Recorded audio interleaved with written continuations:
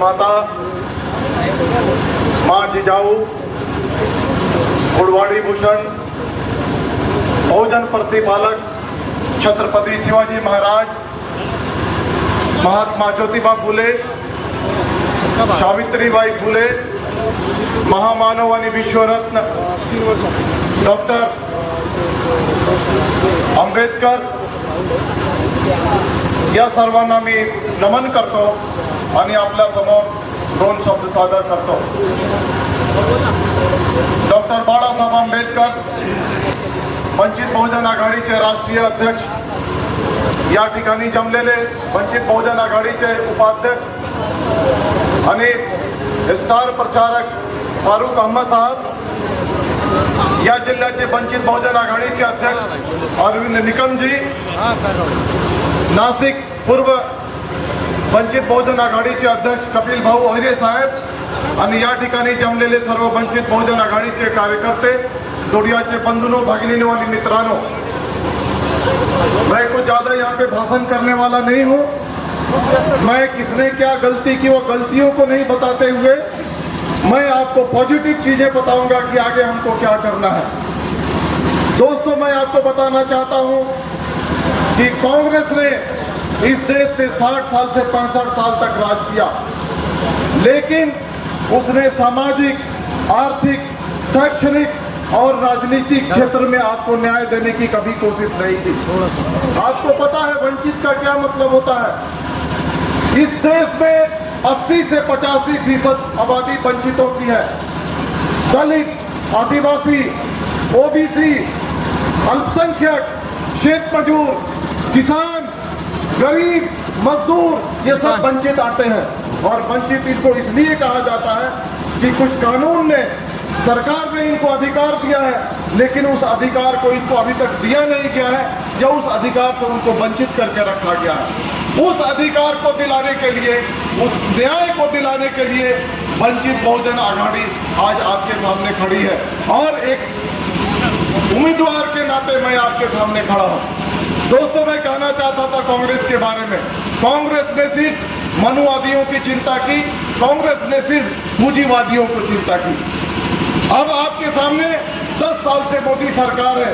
मोदी सरकार ने यहाँ के लोगों का जीना दूभर कर दिया है. महंगाई हो, बेरोजगारी हो, पेट्रोल हो, डीजल हो, गैस हो, ये जिस लेवल पे 2014 में नरेंद्र मोदी को मिला था, आज वहां से उठा करके कहीं ऊपर बैठा दिया उन्होंने. जो सिलेंडर 400, 450, 450 रुपये में मिलता था, आज लगभग 1100 रुपये का सिलेंडर मिल रहा है.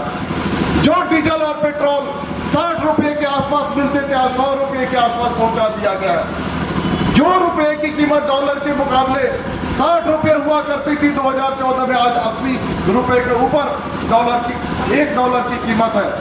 वो नरेंद्र मोदी ने 10 साल में भारत के इकोनॉमी को पूरा बर्बाद कर दिया.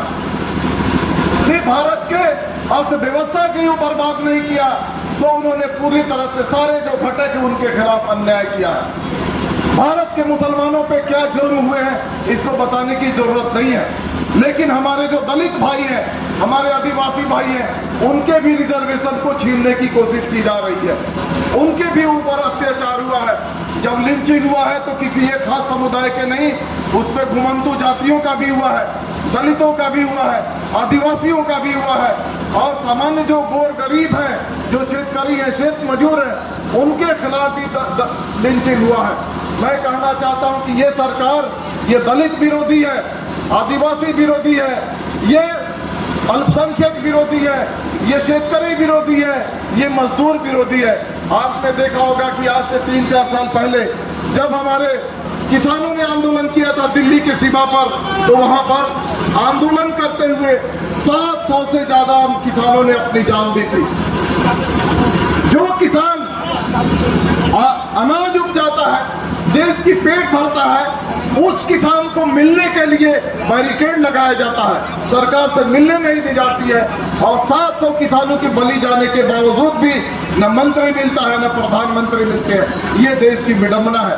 दोस्तों, ये कांग्रेस और ये भारतीय जनता पार्टी ये देश के लिए घातक हैं, ये देश के प्रगति के लिए नहीं बने हैं, ये पूरे वंचितों को न्याय देने के लिए नहीं बने हैं। इनका प्रायोरिटी, इनका एजेंडा कुछ और है।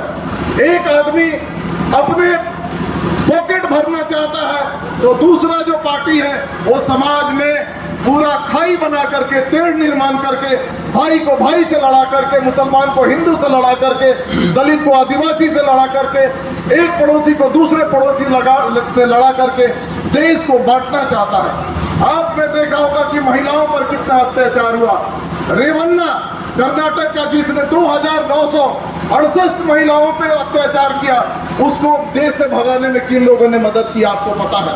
महिलाओं पर अत्याचार की कितने ही आपको मिसालें दें, चाहे वो बिल्किस बानो का मिसाल हो, हाथरस का मिसाल हो, कठुआ का मिसाल हो, IIT BHU में पढ़ने वाली हमारी बीटेक जो बहन थी, उस पे बीजेपी IT सेल के लोगों ने जो बलात्कार किया और अत्याचार किया, उसका मामला हो। कितने एग्जाम्पल हम आपके सामने गिनाए। ये दोनों पार्टियों को आप बिल्कुल ही इनके हाथ में सत्ता मत दीजिए, ये कभी भी आपको न्याय नहीं देंगे। वंचित बहुजन आघाड़ी आपके सामने है, हम आपको न्याय देने के लिए आए हैं, वंचितों को न्याय देने के लिए आए हैं।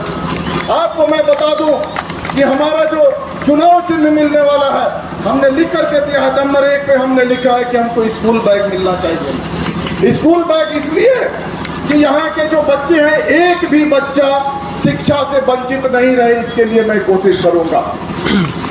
सारे बच्चों को स्कूल बैग दूंगा, स्कूल में भेजूंगा। जो स्कूल बंद पड़े हैं उनको खुलवाऊंगा।